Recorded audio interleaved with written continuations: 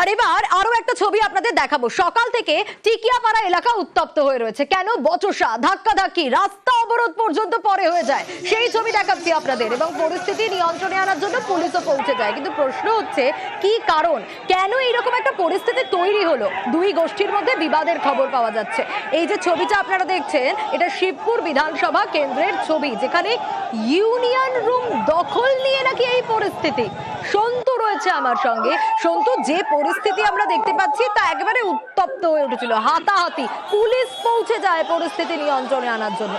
Union room দখল নিয়ে এরকম অবস্থা, ঘটনার সূত্রপাত কোথায়?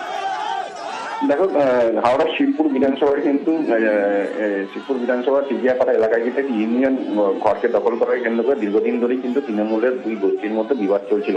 আর সেই বিবাদ কিন্তু দুই গোষ্ঠীর মধ্যে প্রথমে বসা, তারপর কিন্তু হাতাহাতিতে পৌঁছে যায়। এরপরেই কিন্তু তৃণমূলের একটি গোষ্ঠী কিন্তু টিকিয়াপাড়ার রোড দীর্ঘক্ষণ অবরোধ করে রাখে। এরপরেই কিন্তু ঘটনাস্থলে পৌঁছে কিন্তু পুলিশ অবরোধ করলো। তবে এই যে তৃণমূলের দুই গোষ্ঠীর যে উত্তপ্ত সকাল থেকেই কিন্তু টিকিয়াপাড়া ছিল এবং একটি ইউনিয়ন রুমকে কেন্দ্র করে কিন্তু মূলত এই ঝামেলা।